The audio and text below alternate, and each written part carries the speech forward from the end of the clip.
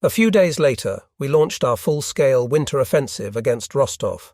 Once again, we were fighting eastward, this time in the freezing cold of the Russian winter. We were part of the K-Army Belly, which consisted of our 60th Infantry Division, and what was left of the 13th and 14th Panzer Divisions. The conditions were indescribable. We had no proper overcoats or adequate winter clothing, and most of us did not even have gloves. We found ourselves in the Russian trenches, our heads barely covered with stiff ice tarpaulins, while outside, a howling snowstorm dumped great billows of powdery snow. There were numerous cases of frostbite, which caused untold suffering. Any nook or hut we could find was used as a latrine instead of lodging. During the night, my teeth chattered so much in my sleep that the comrade with whom I shared the hole woke up and cursed me. On the third day of our attack, a dense blanket of fog covered the icy terrain around us. We listened to the heavy, crunching sound of tank tracks. We advanced slowly and cautiously in the dense fog, with the company commander stopping us every few minutes to listen. We could barely see meters ahead. Finally, after losing contact on both flanks once again, we were brought to a complete halt. The fog lifted a little, but it was still impossible to see more than 20 meters. Then we heard movement ahead. 10 minutes later, the unmistakable sound of boots echoed through the fog, and as a precaution, we took up firing positions in the snow. The company commander still had no idea what was happening, and it could easily have been one of our own units that, like us, had moved too far ahead. Then the fog lifted for a moment, and we clearly saw a whole regiment of men with machine guns about 500 meters in front of us. That meant NKVD. Immediately, the commander ordered to open fire and frantically radioed for help. Within minutes, a battery of 88mm anti-aircraft guns came rushing in and deployed just behind our lines. The Soviet battle cry "Ura" sounded curiously high-pitched and shrill. They must not have had much more than children, probably commissars. Despite the fury of our fire, their attack, which was made with unusual aggressiveness, advanced rapidly. The 88mm guns fired so close over our heads that they practically lifted us off the ground with each salvo. They opened bloody trails. The Soviet war cry, "Ura," sounded curiously high-pitched and shrill. They must not have been much more than young men, probably commissars, despite the fury of our fire. Their attack, made with unusual aggressiveness, advanced rapidly. The 88mm guns fired so close over our heads that they practically lifted us off the ground with each salvo, opening bloody paths in the enemy attack. Then their attack began to falter, and our company commander saw this, rallied 2 platoons, and led us in an immediate counterattack. In response, the rest of the Russian regiment fled as our offensive advanced on the first of their dead. My steps faltered. They were women, young women, women and girls in their early 20s, and what a terrible sight they offered. The explosive charge of the 88mm guns had literally torn the clothes from their bodies, and they lay piled up like discarded dolls from a puppet show, with legs torn from their hips strewn about as in a butcher's shop, and great stains of blood. Inside, we had to stand and watch as the souls of our comrades were laid bare. The doctor had just injected a poor devil who had been shot in the lung. He wasn't supposed to talk. I said his glassy eyes followed my every move, and he tried to say something once, but I motioned for him to shut up. He was breathing heavily. More wounded arrived, and we didn't have time to worry about the ones who arrived earlier, who were due to be moved to the rear any minute anyway. Suddenly, he called to me from the ambulance. "There's something I have to say. I want you to take care of my machine gun and not give it to anyone. Some men from my platoon will come and get it. They will need it for fighting in the streets." The doctor got angry and was about to yell at the wounded man, but he stopped and muttered something incomprehensible. I replied, "I will, comrade. I'll take care of her." As they loaded him into the ambulance, he tried to say something else, but I was quicker. "Don't worry, they'll get her back." A smile broke out on his pale face, and then the doctor closed the doors. More and more wounded came from the front, and each time we had to go out into the dusk-lit field with our machine guns ready to pick them up. Most of them received help in time, but some of them already had death in their eyes. One of them, a Bavarian of the 17th Company, had been ambushed by a political commissar and shot twice in the head. He now lay in a small room and was beyond all care and concern. Only his sturdy body refused to budge. More wounded arrived, including 2 more men from the 17th, one with a broken left arm from an enemy bullet and the other with a wound in his stomach. One of them asked, "Who's making that damn noise in there?" He looked stunned when he heard the name. God, no, not Sepp. The doctor, exhausted after almost 24 hours of continuous work, thought he wouldn't last much longer. He was already in agony, and neither man wanted to be moved to the stove. "Leave us here," they said. The shells fell near our forward attention station in almost continuous succession. On one occasion, a Russian rocket launcher, which we called the Shut Frost, fired over our heads 42 shells at once. Some landed just behind the house, and the windows were blown out with a roar.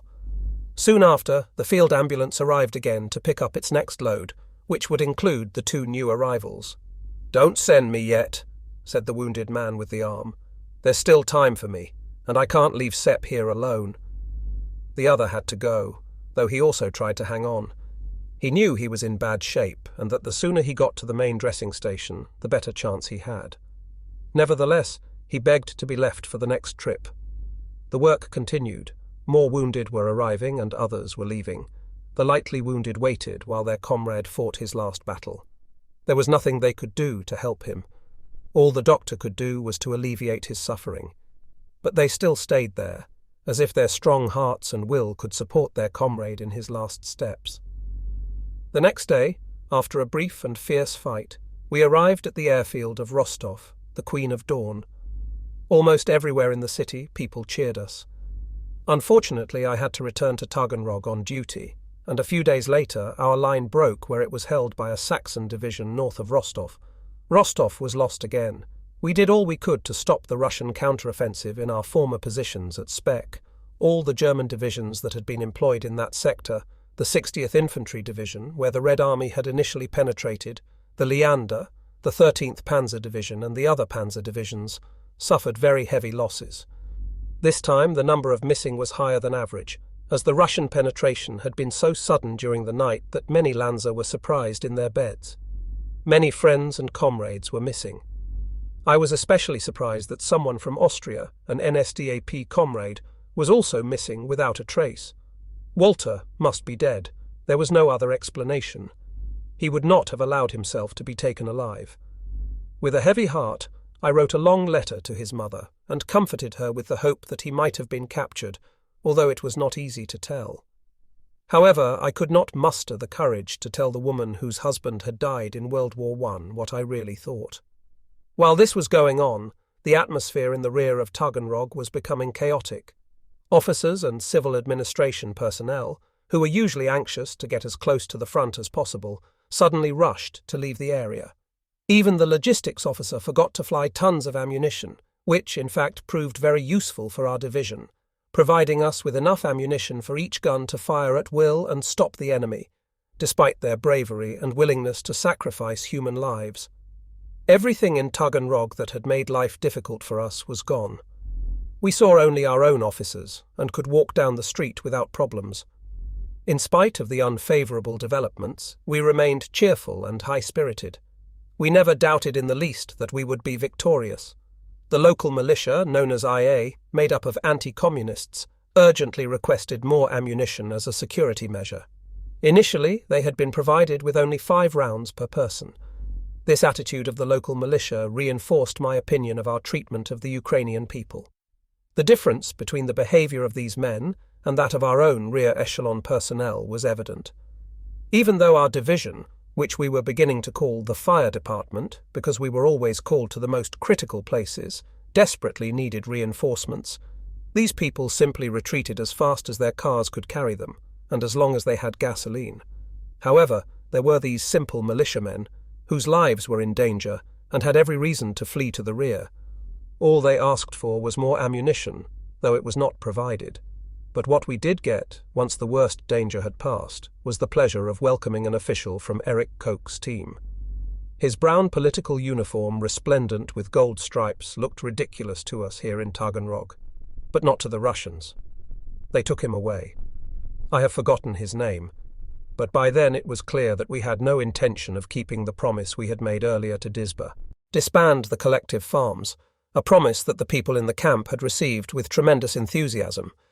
Instead, we were trying to use, together with our agricultural officers, collective farm agriculture to meet German needs. This was very good for the immediate welfare of the German people, but it did immense harm to our cause in the Ukraine. The Germans had made a promise and had not kept it, and so had the Bolsheviks. The steady stream of Ukrainian volunteers for the German forces was ignored. True, a division here and there accepted volunteers on their own, but only as auxiliaries for fatigue duty, supply, or kitchen help, and even then they served without legal rights or status of any kind, in conditions that depended entirely on the mood or understanding of individual unit commanders. I grew tired of thinking about all this until one day I realized the truth, and realized that Germany had no intention of taking advantage of the great opportunity she had been given in the East. The theory of the union of the Germanic peoples was too strong, and was triumphing over all the dictates of reason and destiny. We were unwilling to grant the enslaved and tormented peoples the freedom and equality they deserved. We refused to recognize them as partners, and were hardly willing to accept them as auxiliaries. The millions of Ukrainians who alone could have tipped the balance in the East were not only being wasted, they were being rejected and driven away. The methods of the police were substituting the grand and magnificent idea of the liberation of the East in place of national independence and freedom. The knot was getting tighter and tighter. We had taken on the old-fashioned mentality of the Baltic barons whose feudal world had drowned in the bloodbath of the October Revolution. This clear, crisp realization haunted my mind. We had advanced like a plough into the endless expanses of Russia, and found ourselves facing a wave of popular enthusiasm that we could have channeled into a broad and mighty river. Instead, we were doing everything we could to control it and stop it, and with a tragic lack of vision, subordinating it to our own short-term interests for the sake of immediate gain. We were sacrificing the glittering prize that we needed only to reach out to grab. Virtually every man I talked to shared my opinion. Those who believed in the hard line and spoke disparagingly of burials were generally not among the smartest and were rarely found in places where decisions were made. Frankly, my main concern was not so much the fate of the Russian peoples, although I had learned to respect and love them in some of the most difficult moments of my life as a German. My main concern was the fate of my own nationality. I still had a firm belief in our victory over the Kremlin, but how many rivers of blood would have to flow, and how many mothers' tears would be shed from the North Sea to the Alps before we reached that goal? Yet why should we take the easier and more rational path if the same result could be achieved with a lot of noise and cracking of the whip? Virtually all the planning and courses of action that had been based on what we knew of the intellectual, economic and military conditions in the Soviet Union were incorrect because they were based on completely wrong assumptions. The borders separating East and West are not just geographical accidents, as the naive might believe. They are the result of a total experiment in human history, conceived with terrifying thoroughness and executed with ruthless and unyielding logic. That experiment, which lasted 40 years and was carried out with such determination, had ceased to be an experiment long ago. It had taken shape and permanence. Even a man like Karl Marx, father of all things collectivist, with all his Prussian mentality, from which, even as a Jew, he never escaped, never dreamed of this bold development. It took a titan like Lenin, endowed with icy sharpness and calm persistence, to mould Marxist pseudo-philosophy into reality through a succession of reckless experiments. It is significant of the logic of his thought and action that before embarking on the economic plan that would crown his work, he laid the political and, as a result, the intellectual foundations. It was therefore no coincidence that Bolshevism, true to its motto that religion is the opium of the people, inseparably linked its triumph in the East with the complete destruction of all forms of religion. Among the 20 million dead of the October Revolution were almost all the bishops, priests, and members of religious orders of both Christian churches. The task of destroying all religious thought was entrusted to the state-controlled schools, to the trade unions, to the party, and above all, to the Komol and the League of Atheists. That struggle ended with the complete annihilation in Russia of the Christian concept of thought. For 30 years, official propaganda had been hammering the idea at every possible opportunity that there was no God. It had stigmatized every faith as a medieval superstition. Since then, a generation, the parents of a new generation, had grown up with the belief that the cross was nothing more than a Jewish Roman gallows, and that God was a man with a white beard, to be classified along with the dwarfs of fairy tales. This deliberate attempt to deprive mankind of the spiritual basis of life provided by the idea of God had succeeded all along the line. The experiment in materialism brought religious chaos in the East. It may have been due to the exigencies of war, and only a handful of people, mostly men and women of the older generation, and their numerically very small followers, formed secret sects and prayer groups. However, it should not be supposed that they exercised the least spiritual influence on the people of the Soviet Union as a whole.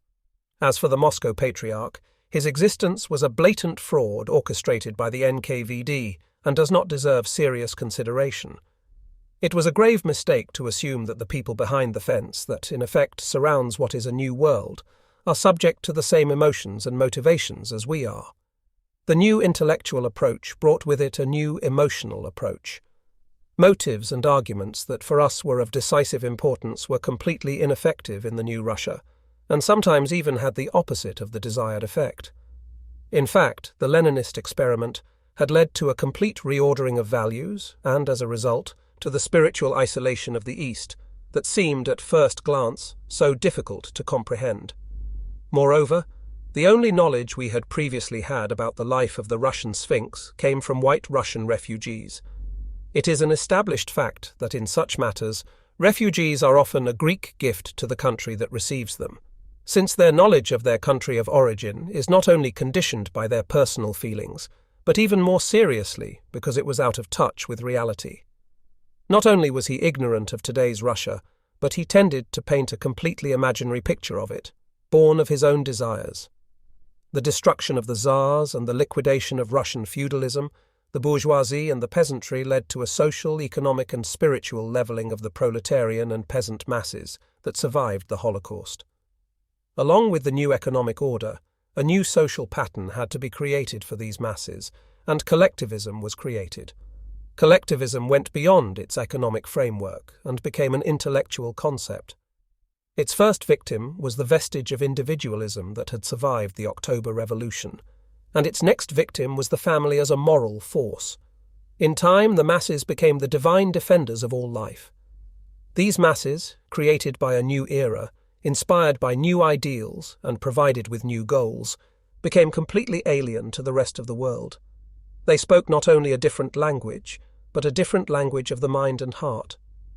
Undoubtedly, this development was largely favoured by an accident of fate, for this economic experiment could not have succeeded anywhere else in Europe, except in the vastness of Russian space. Its vastness provided room for constant compensation for failures, and, at the same time, permitted the isolation of Russia from Western influences. The same was true of the spiritual experiment, for there were no other peoples with whom it could have succeeded to the extent that it did. Within this people, there was a centuries-old distrust of their neighbours, and the belief that they were destined to redeem the world. For the Russians, everything was religion, even atheism. Another no less important factor was that this unfortunate development strengthened the great herding instinct of the Slavic races. These accidents of race and geography, allied with the consistency of purpose of the regime, which never hesitated to shed oceans of blood in the realization of any of its dearest aspirations, were the most valuable allies of the Bolshevik experiment. With the German invasion, the experiment found itself in mortal danger. The constraints of collectivism were broken, and a new world appeared on the horizon, uncertain and troubled, yet promising. In spite of numerous German mistakes, Germany's perspective still seemed infinitely desirable in comparison with that of Bolshevism at that decisive moment for mankind. Bolshevism, though politically bankrupt, was saved by the preconceived ideas we Germans had about Russia, and by our consequent way of dealing with the Russian people. But that was not all. By arousing the Russian people to a Napoleonic fervour, we enabled the Bolsheviks to achieve a political consolidation beyond their wildest dreams, and provided them with the halo of a patriotic war as a result of a meaningless and rigid administration, similar to that of the Tsars, and a complete lack of understanding of Soviet history and the psychological well-being of this tortured people. We forced the Russian masses, who were beginning to awaken from their lethargy, to choose inexorably between a German police state and Bolshevism, and in the face of the terrible human and political errors of the Germans, they chose Bolshevism, which, although they did not like it, at least had the merit of being Russian. Stalin was quick to realize the plank of salvation which the German leaders had unwittingly thrown him, and, adjusting himself with astonishing agility to the new situation, he succeeded in producing a lightning revival of moribund Bolshevism, this time without Marx and Lenin. He rescued the old flags and banners that the Bolsheviks had themselves thrown in the garbage, and, under the shadow of their devastating defeats, hastily cleaned them of the bloodstains of the October Revolution, and handed them over with great pomp and ceremony to the shattered divisions of the Red Army. Even the creation of a church of the NKVD was not considered too grotesque, and it was installed a special Kremlin patriarch as the authorized minister of the collectivized needs of religion, insofar as it still existed among the older generation. So, as a result of the mistakes of Eastern policy on the one hand, and of the greatest political game of all time on the other, the Communist War became a national war, the war of the Russian nation. What Stalin had always been seeking, after the marriage of Marxism and the Muscovite heritage, now became a fait accompli. Freed of all theoretical and political principles, a new Machiavellianism with a Soviet flavor was born, a liquidation of theoretical communism in favor of Russian imperialism, with its external forms preserved intact and its basic philosophy unchanged. This marriage of Russian imperialism and Bolshevism constituted the most serious danger to Germany, and indeed to all Western culture and civilization since the time of Genghis Khan. It was not until Stalin achieved this union that he was able to extract the last ounce of strength from the Russian soul for use in his armored divisions, his collective farms, his factories, and his nuclear and bacteriological research facilities. Only then was all hope destroyed that Russia's bruised and plundered heart could find the strength to overthrow its masters. From then on, it no longer mattered whether it was the NKVD or the Communist Party that was hated. Russia herself was at stake, and for the sake of Mother Russia, her children were willing to suffer all the afflictions and hardships demanded of them. As a result, everything had been worked out to perfection, with the political, military, economic, and most importantly, psychological factors excellently balanced against each other to ensure the Stalinist millennium.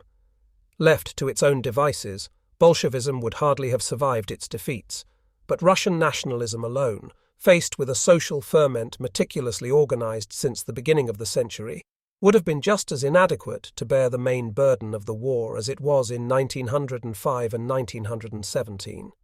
The defeat of 1917 was, in fact, only a side effect of the lack of success of the Russian ruling classes in 1905. It was Stalin's unification of these two spiritual and physical forces, Russian nationalism and Bolshevism, that gave rise to the most terrifying thing of all, was that we had stopped thinking.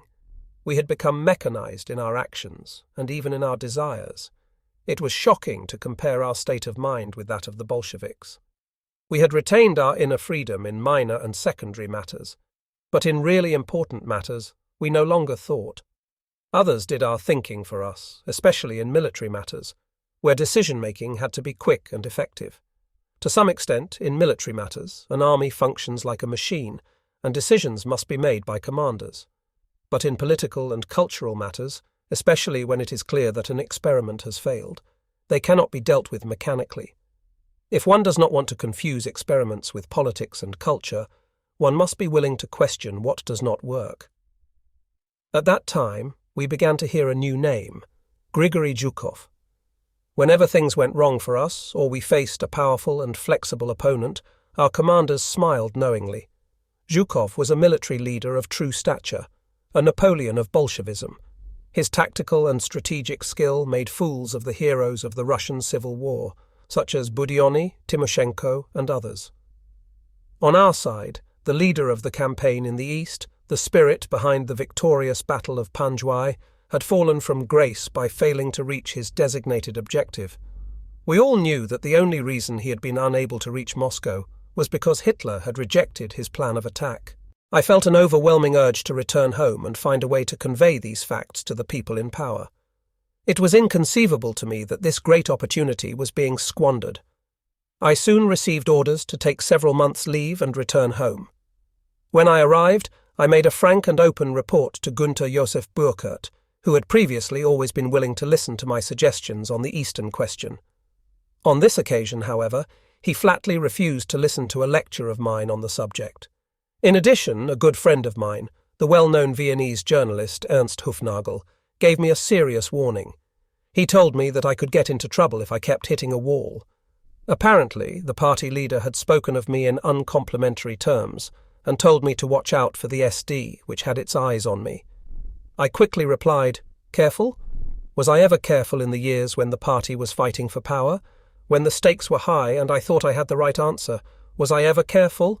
I've been there and I can't be wrong. Our whole policy in the East is a great failure, and not only in minor matters. It is the important matters that concern me, the things that will decide our future one way or another." When I arrived at the editorial office, I found myself overwhelmed by the routine work that awaited me. However, I found time to write a brief but unequivocal report on the mistakes Germany was making in the East and send it to the Anti-Communist Committee, the Reichsführer SS, and the Ministry of Eastern Affairs. I also sent a copy to Josef Burkel. For a while I heard nothing, but I noticed that several friends of mine began to distance themselves from me. Finally, I was asked to go to Berlin, first to the Anti-Communist Committee, where I had a short but very enlightening conversation in the Café Kaiserhof. Finally, I was ordered to Halmansky, who was a close collaborator of Goebbels. He received me coolly, and I saw that he had my memorandum in front of him. I started to talk about it, but he interrupted me by saying, "Presumably you have reflected on this whole matter up to this point?" "Why would I reflect?" I replied hotly. "I would hope that you are aware of the full implications of the statements you have made, of the which, by the way, he cannot offer any proof." "I can prove everything," I told him, "but I am not only concerned about the Russians, I am interested in Germany and Europe." He smiled icily, so he is determined to bother the minister with this matter. It's not about annoying him. I am a German journalist and I have been directed to report remarks of consequence. After that, I was greeted by Goebbels. I had never met him before, but he made an effort to be cordial and attentive. I talked for about 20 minutes, after which he smiled and said, "I'm glad you are telling me what you think. You must understand that in the continental-scale historical events we are witnessing today, an occasional crack in the machine may occasionally appear.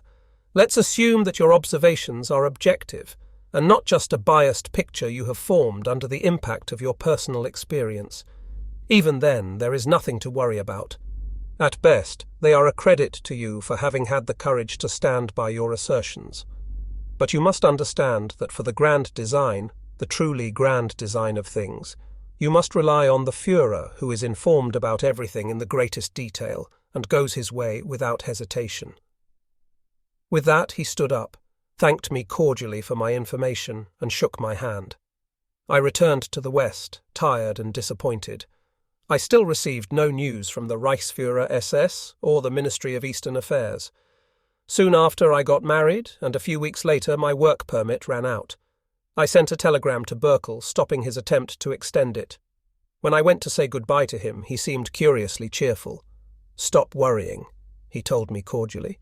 "You think too much, more than is good for you, unlike most Austrians, but everything will be all right, of that I am sure. I have read your memo and thought a lot about it. I have also stopped believing that Erich Koh is the right person for his job. He is in a key position, right in the thick of things, where one man can make things worse or better. But as for the general political line, there's nothing I can do about it anyway. Come back safe and sound and take care of yourself. Somehow, I don't much like you going away again. There are fewer and fewer people left who are willing to do the work themselves." We landed at Stalino and headed for Rostov. The offensive in the Caucasus was in full swing. We passed through Taganrog and I managed to get 12 hours of leave. I quickly headed off to visit the places that held so many painful and joyful memories for me. I headed straight to my old facility, where I sensed something strange in the atmosphere as soon as I entered the courtyard. I got out of the vehicle and ran up the stairs to my old quarters.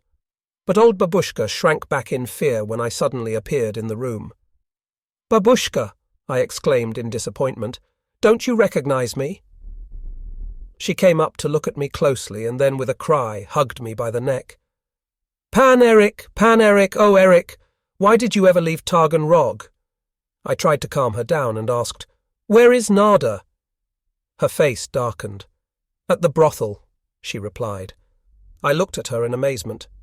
How did that happen? I stammered. Don't ask, he replied. And what about Marushka? She's somewhere in Germany. They came in the middle of the night and took her away. She's working in a sawmill. I've received 2 letters so far. She's having a pretty hard time. She doesn't have much to eat. We sat and talked for about an hour. I asked questions and she answered them. I heard what I didn't want to hear. Not all Germans are good, she finally said with a serious expression. I know what you're going to say. My God, I know. She quickly crossed herself. The Russians aren't good either, but we had such high hopes for you and you promised so much. I stood up with feet like lead and brought bread and cans of food from the vehicle. The old woman kissed my hand, her eyes full of tears. May God protect you, she said to me in a low voice, and added, Please come back, you and your comrades, and chase away the police and the cruel commanders. As if in a dream, I walked through the streets, which were quite elegant compared to the previous year, and had great businesses. My feet faltered as I reached the large apartment block where Anita lived. I forced myself up the stairs. She was at home and recognized me immediately. Nevertheless, she approached me with graceful little steps. So, you're around again, and how's the world treating you? He asked with his stiff German pronunciation, in which I noticed a decided improvement. That's what I wanted to ask you, I said more seriously than I had planned. Tears began to roll down her cheeks, which were covered with makeup. Oh, Eric, life is so hard, you know. My mother and my little girl, and always the fear of being denounced to the Gestapo because my husband was Jewish. It's all so different from what we dreamed, so different from what you and your friends told us it would be. Did you know that people in the building still talk about you and your friends? The first, they say, was the liberator. The second, the enslaver, THETHIRD, executioner. It's not really going to be like that, you know, I replied evasively. The war is not over yet, the war will never end, he whispered. Those local commanders of yours, your Gestapo and your work offices, are simply pushing more and more people towards the partisans, the same people who risked their lives to welcome you when you arrived. But now, what they are saying is, if we have to be enslaved and deported, then at least let's have our own executioners. At least we can talk to them. Anyway, Pope Stalin has promised that everything will be completely different. Do you believe it? He smiled bitterly. No, I don't believe it, but there are many people who do. You only have to tell a good story to a Russian for him to believe it. He's very susceptible to propaganda and forgets easily, like a child. The Germans might have had everything going for them if it turns out otherwise. But it won't. Of that I am sure, he concluded in a flat tone. Don't be absurd, I said. The Caucasus is about to fall. Maybe not, but we're talking politics here and you must be hungry. Don't worry, stay here. I want to hear more. Oh, give it up for God's sake. I'm sick of all this. Come here. She tried to pull me to her, but I didn't move. Oh, you don't have to be afraid. You're safe with me. She smiled through her tears. Your Ina has to go to the doctor every other day. Otherwise they wouldn't let her sing at the cabaret. Suddenly she covered her face. Oh God, what have we done to deserve it? First the NKVD and death always lurking, and now this. I got up and crept out. There was nothing I could say. In the courtyard, Ina's little daughter recognized me and ran to me excitedly. Bread Eric, she shouted to me. I gave her my entire daily ration and stuffed her pockets with rubles and marks. Remind me of Mamushka, I said. The vehicle roared, and Rostov lay in ruins after an unusually massive Luftwaffe attack. A banner waved prominently on its main street. Soldier, beware, deadly Asian venereals. Before our vehicle turned off onto the large bridge across the Don, we stopped briefly. We wanted to take a look at the places where we had stayed and been in position the previous December. People were frightened. Rostov had practically been destroyed by the Stukas. An Unterführer came out of a building whose roof had been consumed by flames. I closed my eyes for a moment, but he recognized me and came up to me laughing. Walter, I said in confusion, how is that possible? He took a deep breath and looked at his wristwatch. My leave train leaves for home in 3 hours. I'll use those 14 days, believe me, he said. He joined us in the vehicle and rolled a cigarette in his shaking hand. He began to tell us his story. In the middle of the night, the spies jolted us out. His face was as pale as paper. "We are lost," he stammered. "Ivan is already in town." We jumped to our feet. The spies didn't know much more than we did. We had never dressed as quickly as we did at that moment. Of course the vehicle wouldn't start. While the driver was cursing and working like a madman to get it started, a messenger arrived. He had already been wounded. "You won't be able to get out that way. You heard him, men," he shouted. And indeed, we were already hearing small arms fire coming from the road in the direction of Taganrog behind us. An icy shiver ran through me. An Unterführer, who had apparently also been sleeping, joined us. "Hold your nerve, boys," he said in an effort to calm us down. An anti-tank gun shell howled over our heads, heading shortly thereafter along the road and smashing into the wall of a building. "How rude!" laughed the Unterführer, but in mid-sentence he stopped and slowly fell to the ground. "Physician!" he shouted for no apparent reason, as a doctor was already attending to the Unterführer. His entire rib-cage was open. "Leave me alone," he stammered with great effort. "Just get out." Naturally, we lifted the wounded Unterführer into the first vehicle that finally started. Our own vehicle held out a little longer, but finally came to life. There was already heavy crossfire in the next street, and besides, it was breathtakingly cold. Just as we were about to get into our vehicle, a machine gun burst at very close range landed in our midst. As I had not yet boarded the vehicle, I was not injured, but all the other comrades climbing around me, about 8 in all, were wounded. The spies fell down laughing in front of my feet. I had fathered 4 children. "Get out of there," I thought to myself. "Get out of there." I ran back into the courtyard and bumped into someone. It was the blonde. At the place where we were staying, you should know that there was also this blonde. I thought she was probably in her 30s, but later found out she was only 25. She had been very cold to us, and I had barely spoken to her. Without a word, she took me by the hand and led me brusquely into the house. We didn't go upstairs to the second floor where he lived, but down to the basement. He took me all the way down and opened up a small storage space, telling me to lie down there. Then he covered me with a couple of old duffel bags and disappeared. So I was lying there with my gun in my hand, ready to shoot. I don't know if it was the cold or the excitement, but I won't deny that I was shaking. Outside they were shooting like crazy. Suddenly I heard a young, high-pitched voice shouting, "Don't take them long, you fuckers." A few shots rang out and then everything went quiet.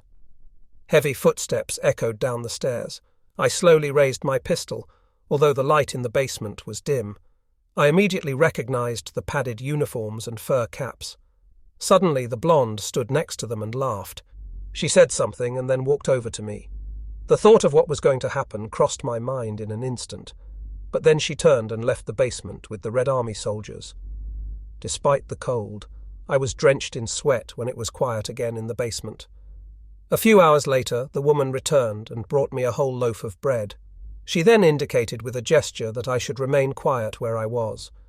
It wasn't until the next evening that she returned to bring me some hot soup and bread. This game was repeated for a whole week. Then I fell ill with a fever. I had caught a cold. Katusha took my temperature with her hand and shook her head in a worried manner.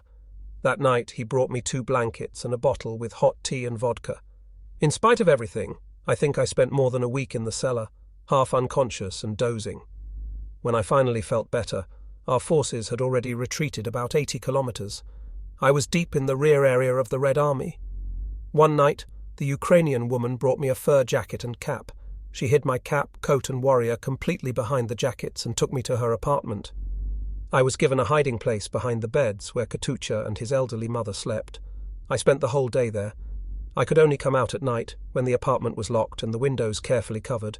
I was there month after month while she went to work in an armaments factory as an accountant.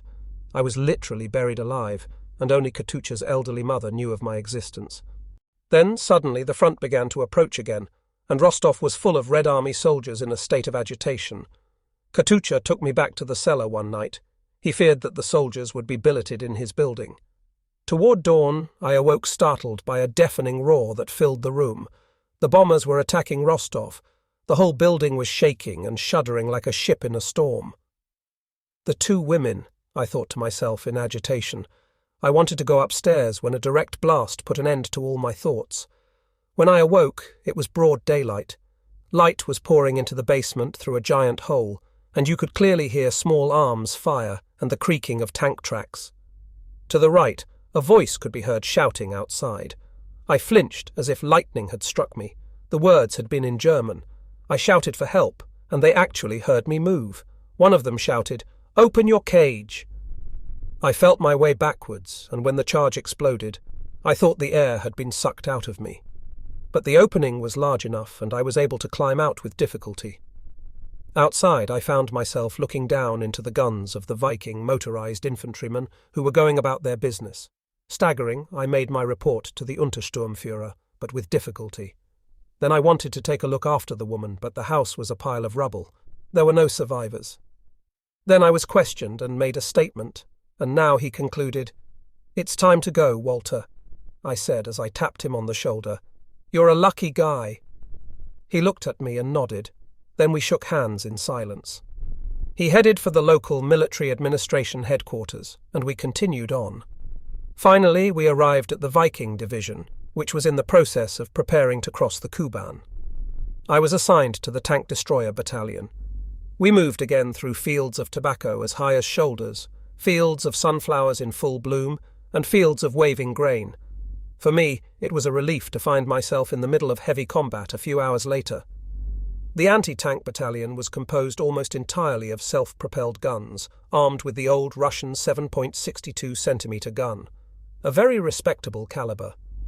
Unfortunately, they suffered from the disadvantage of being as large as a barn door, being more than 3 metres high and just as long. However, their armour was so pitifully thin that any anti-tank shell went straight through like a knife through butter. In fact, we were only protected against infantry weapons, and not even that completely, as the No. 1 gunner and No. 2 magazine were exposed at the rear. We suffered many casualties as a result. We had reached the main area of operations, and the town ahead of us was occupied by the enemy, who clung on tenaciously and would not budge. We made a quick decision and set fire to the thatched roofs to scare off the enemy. In a matter of moments, the first houses were ablaze. Then the infantry began to advance in accordance with my orders. I moved my cannon toward the centre of the town square to cover the infantry attack against possible surprises from the south. But there was not a single enemy tank in sight. I dismounted for a moment, and as I did so, an old woman came running out into the street from one of the burning houses. With her hair dishevelled about her face, she exclaimed, "Tell me, German, is there a god, Boggist?" I looked at her and then nodded. Da, Boggist." The old woman turned triumphantly to a group of young women and shouted in a very loud voice, "Here he is! Here is the first German! You must believe him. You never believed what I told you. He says there is a God, that God exists, and that he will fix everything." I climbed back to my position of cannon commander, and we advanced together with the infantry to the end of the village. That was Russia, houses on fire, the world collapsing all around, and the old woman did not care about saving herself or her belongings, because God was more important, God and the testimony in his name. How to govern this people with rational laws and programs, unless, of course, it was by the methods of the Bolsheviks, the system we were determined to destroy. Our division then advanced toward Mop Alto in the mountains near Tuapsa, where we were to act as a covering force. In fact, it seemed as if we were at rest and relaxation. A quiet calm reigned in the forests of the North Caucasus. The Soviets, who had been driven back against the steep mountain slopes, could hardly influence our movements, much less interfere with them. The people in this part of the world were poor, desperately poor, worse fed and clothed than anywhere else we had seen. They were mainly Russians from Belarus who had settled there as lumberjacks. Most lived in lumberjack colonies, pathetic clusters of small wooden huts and plots of land. Somehow, I could never fully understand these people, with all their misery. They had a mixture of cunning and mischievousness. On the whole, they presented a striking difference compared to the merry Ukrainians who, despite the difficulties, were doing relatively well. Except for skirmishes in outposts and combat patrols, not much was happening. Despite the peace and quiet of life in the high forest, we were not sad when we were suddenly pulled out and sent back east. Our positions were occupied by Alpine troops, part of those brave and doomed formations that were later almost completely decimated in vain in the fighting around Tui. Again, we moved eastward, passing Armavir and Padny. Looking at a map was bad for the nerves, as it showed that we were 3,000 kilometers from the borders of Germany, and yet we were still going eastward. Rumour had it that we were going to advance until we reached the Caspian Sea to skirt the left flank of the Caucasus, but suddenly we found ourselves approaching the Trik, which we crossed in the middle of the night on a wooden bridge. After several weeks of calm, the Red Air Force was active again and accompanied us day and night. Our guns were so well camouflaged with small trees and branches that they looked like moving bushes. Once across the Trik, we came to a large village that surprised us by its order and cleanliness, but also by its complete lack of life. We noticed that one of the houses had a store sign written in German in an elaborate Gothic print that read Braladen. Each house had a small rose garden in front and rose-covered fences around it. The church glowed in dazzling white. We were in the last German settlement, Gnadenburg. A religious sect called Gardenberger had been founded in Verberg by people who believed they could find the way to paradise. To protect their way, this sect requested permission from the Tsar to found several villages in this area, and he, wishing to have some hard-working and industrious Germans in his country, readily granted. 7 large villages sprang up along the Black Sea and the Sea of Azov, across the Kuban and into the Caucasus. These villages would serve as resting stations for German pilgrims on their journey to paradise. However, the flow of the faithful stopped, and like a handful of grains blown by the wind, these 7 villages were left in the middle of the Russian Empire, symbols of German sectarianism, German piety, and German industry. The inhabitants of Gnadenburg soon became friendly with the chieftains and even with their neighbours, the KFS and Karadins, to whom they paid an annual tribute. This guaranteed them protection against fires set by the fierce hill tribes if anyone from outside intended to take Gnadenburg. At some point, Caucasian Muslims and German Christians fought together against the invaders.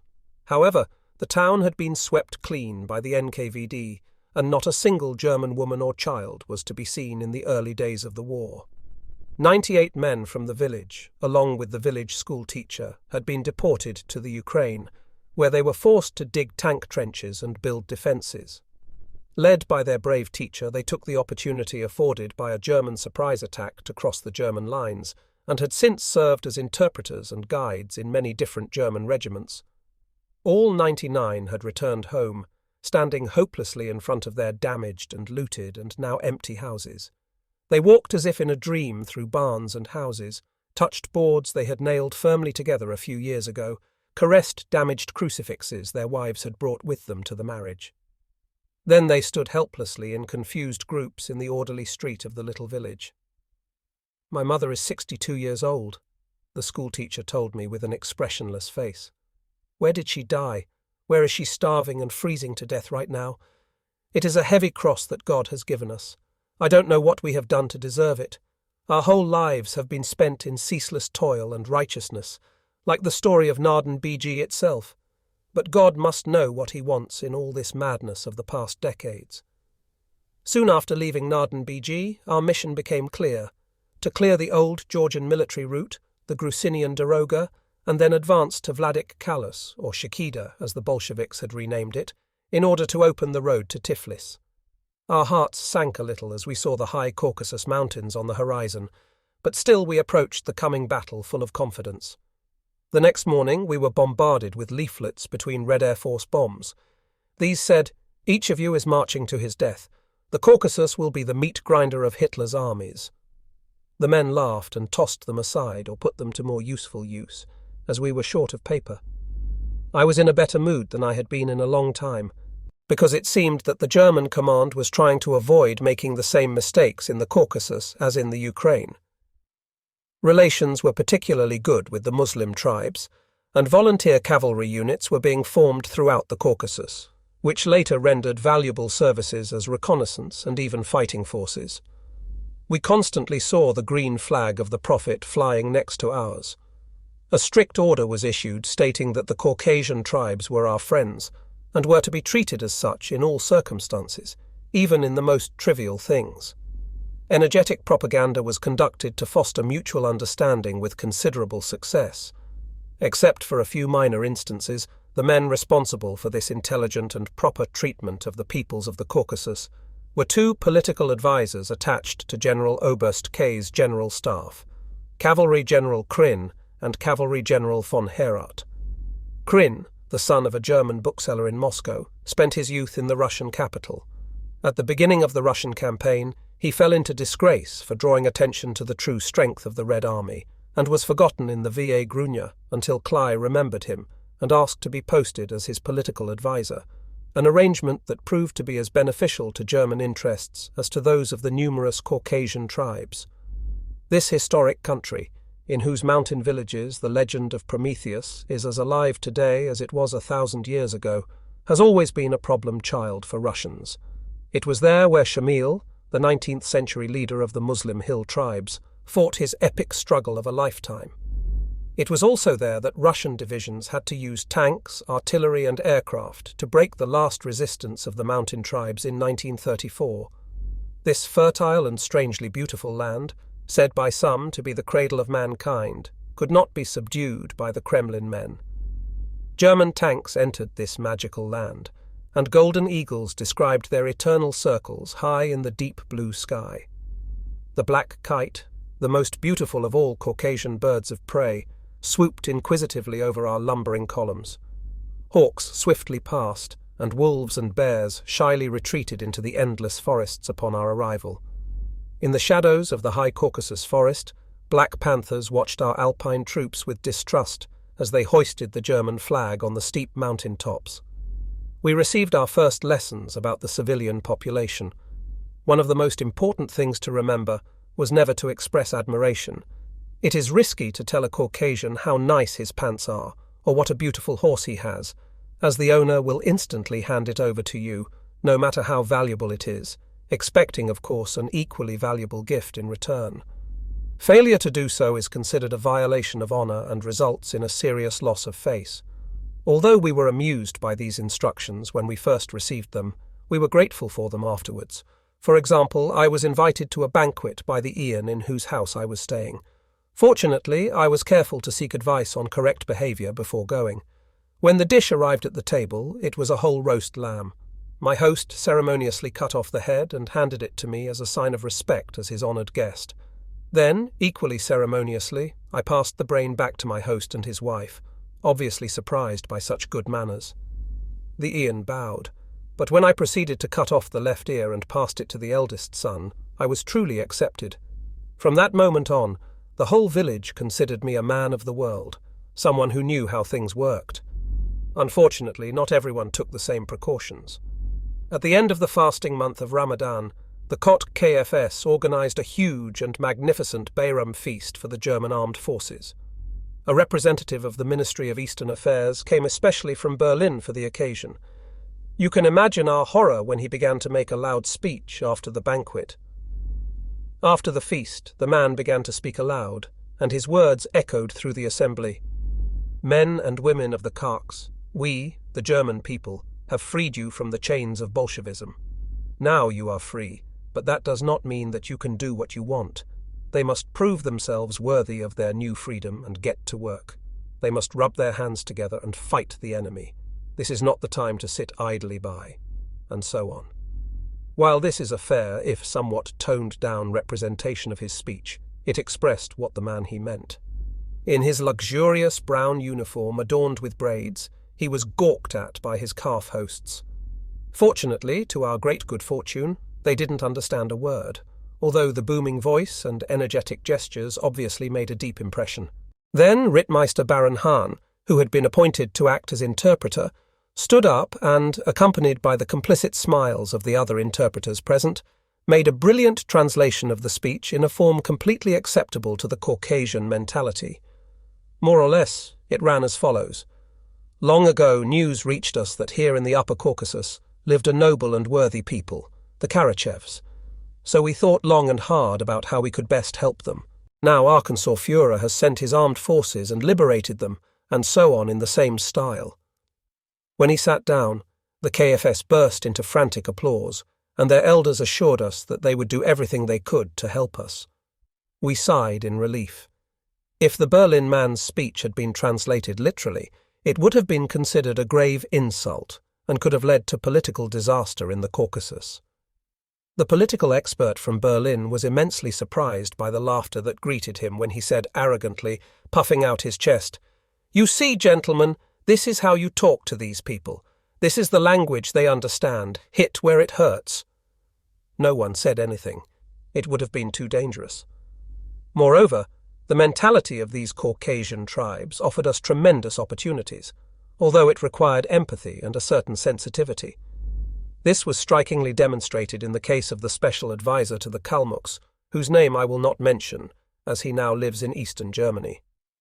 This brilliant and enterprising ethnic German from the Sudetenland devoted himself untiringly to the cause of the Khmok tribes, and inspired them with so much confidence that they were soon willing to submit their problems unconditionally to his judgment.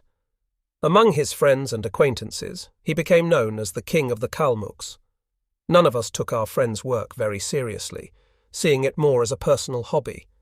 You can imagine our surprise when a delegation of Siamok elders showed up at von Koch's headquarters. One day, a messenger came to inform him that all the elders had sent orders through clandestine channels to their compatriots in the Red Army to return immediately to the Caucasus and fight on our side against Bolshevism. They also said that the Buddhist Kalmucks had sent messengers to Tibet to inform the Dalai Lama about the developments in the Caucasus and to promote German interests. This work turned out to be much more fruitful than the endless discussions about what to do with the mountain Jews of Dagestan once we took their capital, the Caspian port of Makhakkala, around the year 1000. At that time, several tribes in the larger mountains of Dagestan, which lies in the eastern highlands of the Caucasus, had converted to the Jewish faith, although by race and ancestry they were purely Aryan.